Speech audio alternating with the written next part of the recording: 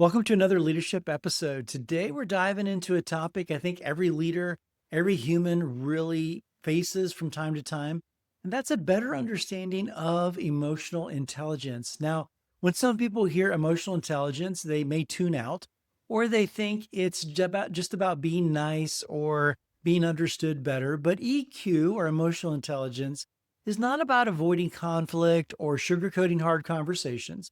It's actually about awareness of yourself, your emotions, and the emotions of others, as well as how you show up, especially when things get messy. We all know things get messy from time to time.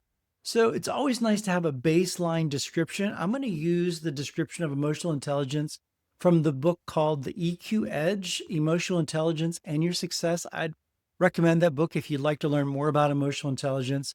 And they define emotional intelligence as a set of emotional and social skills that collectively influence how well we do four things: perceive and express ourselves, develop and maintain social relationships, cope with challenges, and use emotional information in an effective and meaningful way.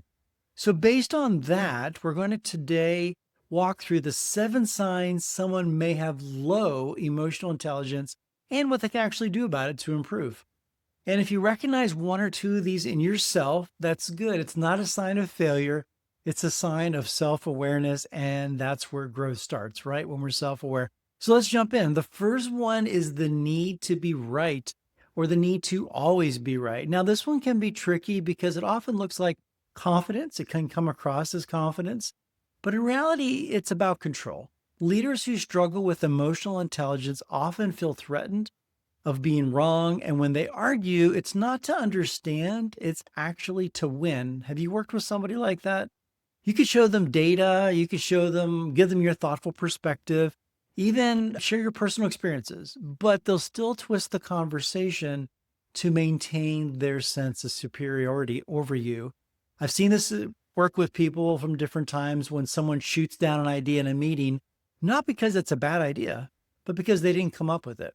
So try this instead. Next time you feel that surge of defensiveness, pause and ask yourself, what am I protecting right now?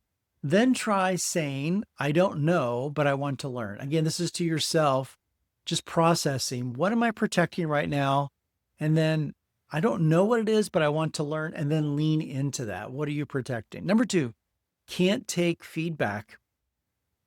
Does this relate to you? Maybe myself at times. And I get it. Feedback can be personal, but emotional intelligent leaders know how to separate who they are from what they did. Again, there's a key difference there. Who you are, you're not defined by what you did, but who you are. They listen with curiosity, not defensiveness. But when low EQ is present, even a small suggestion feels like an attack. It comes across as an attack. They shut down, they get defensive, or they flip the script and make you feel like the bad guy. Why? Well, it's because I talked earlier, because they're taking the situation and they're letting it define who they are, which is not true. So, a growth tip here: instead of reacting, ask, is there anything useful in this for me? Even if the delivery isn't perfect, is there often a nugget of truth that I could follow? I always remind people, if you get feedback and you feel defensive, relax and just consider, out of all they've said, could 10% of that be true? Well, if it is, let me take that percent and think about it and process. So that's about. Number 3 is high reactivity. Leaders that are super reactive may not have emotional intelligence. This is someone who goes from 0 to 100 fast. They feel embarrassed, frustrated, or insecure, and then they lash out. They might send you a bad message or shut down emotionally. Here's the thing: passion is not the same as reactivity. Passion is grounded, reactivity is impulse and often damaging. I've worked with leaders who are brilliant, but you would never have known what version of them you're going to get from time to time. Their team walks on eggshells around them and are afraid, like, well, who's coming into the office today? They might be really nice, but then what's going to set them off? That's not leadership, that's volatility, and we don't want that. What to do instead is Practice the pause. Literally take a breath and name the emotion. I would encourage you, name it out loud. I've done that. Something like I feel defensive or I feel embarrassed. Just naming it gives you the space to choose your response instead of being hijacked by your emotions. So I've done this with people, even with my wife. If I'm feeling defensive, and I'm not sure why she's not attacking me, obviously, but I feel like I'm being attacked. I could just say, hey, can we take a pause here? I feel defensive, like you're attacking me, and I'm not quite sure why. It just calms the situation and gives time to reflect. Sometimes it's time for a timeout. Number 4, poor or insincere apologies. Wow. People with low EQ either avoid apologizing or they do it in a way that's more about ending the conversation than repairing the relationship. You've heard it before. I'm sorry you feel that way. That's not an apology. That's an exit strategy. Real apologies require reflection, ownership, and repair. That's a true apology, requires all three of those. So try this instead. Instead of, I'm sorry I made you feel that way, which is not an apology. Try this. I'm sorry for what I did. Obviously, this is if it's true. This isn't just to pacify somebody. I'm sorry for what I did. I'm sorry it hurt you in this way, and I take responsibility. That's key. Then ask, is there anything I can do to make it right? Trust doesn't require perfection. It requires repair. Number 5, the 5th sign is they cross boundaries, sometimes without even realizing it. Maybe they make jokes at someone's expense, bring up sensitive topics after being asked not to, or physically cross the line without reading the room. When you bring it up, they say, you're just too sensitive. The truth is, emotionally intelligent leaders learn how to read emotional cues, facial expressions, tone, body language. And when someone sets a boundary, they honor it, they don't mock it. A growth step here. If you're not sure if someone was okay with something, just ask, was that all right? And here's the key. If someone tells you no, believe them. You don't need to dive in, understand the why. Why do they feel that way? Just believe them, be emotionally aware, and move on. Just a note, you're asking out of a desire to maintain the relationship, not to see if you can go further. Number 6, you know this one, whatever you're going through, they've been through worse. Well, you open up about your stress at work and they respond with their own story, which is way worse than yours.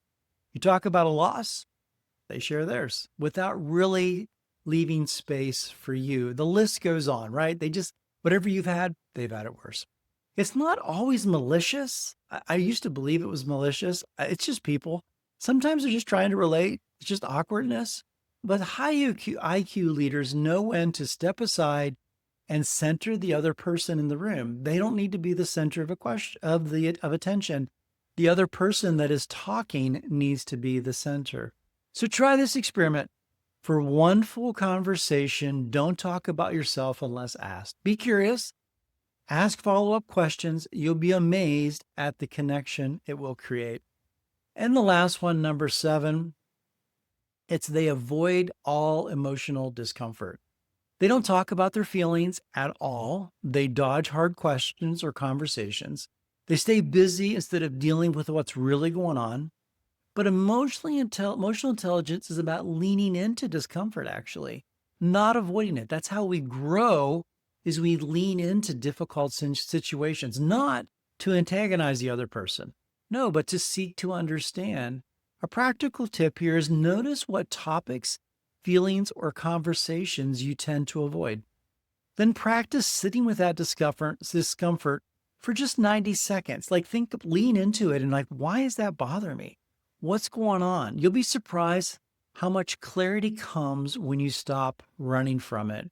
So let's wrap up. The 7 signs of low emotional intelligent leaders are needing to be right, can't take feedback, highly reactive, poor apologies or no apologies, crossing boundaries, making it all about them, and avoiding emotional discomfort. But here's the good news. Emotional intelligence is not a fixed point in your life. It's not a personality trait. It's a set of skills. And so like any skill, it can be practiced, strengthened, and grown. And if you saw yourself in one or two of these areas, that's good. I see myself at times in these areas. That means you're self-aware, and that is the first step. So how to work on it? Well, get curious about what you avoid. Notice what emotions make you reach for your phone. In other words, what make you check out? Before we had phones, I'm not sure what we did. I think we just sat there awkwardly or changed the conversation. But now what do people do? They just put their head down, look at their phones, and start scrolling. What makes you reach for your phone? What conversations are you dodging? What topics make you freeze? And then take small steps towards discomfort on those topics that make you freeze or the conversations that you dodge. Journal, sit with that feeling for a while, like even 90 seconds. Process. Let somebody in. Every time you do, your emotional skill muscles grow stronger. You don't have to be perfect. This is not about perfection. None of us are going to arrive one day at emotional perfection. We just have to be willing to pause, reflect, and do a little better tomorrow than we did today. If this helped you or you see yourself or someone else more clearly, feel free to share it.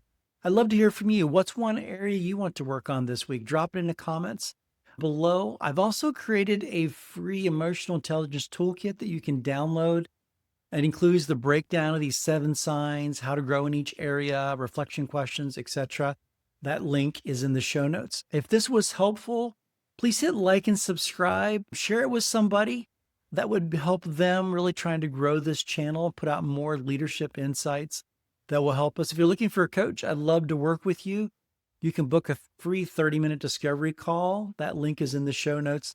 And if you do want to take emotional intelligence awareness to the next level, like what's the recommendation? You could read the book, and that book is actually focused on the emotional intelligence assessment called the EQI 2.0, which is a fully certified emotional intelligence psychological exam. You get a full assessment with that. You get a 1-hour debrief session with me, and a personal development plan is included in the back of that. I use this with most of my clients. I've taken it myself. It really is the next step. If you want more information on that, I'll put a link in the show notes. I'm Jonathan Hankin, your leadership coach, reminding you to lead with clarity, grow with courage, and change what really matters. See you next time.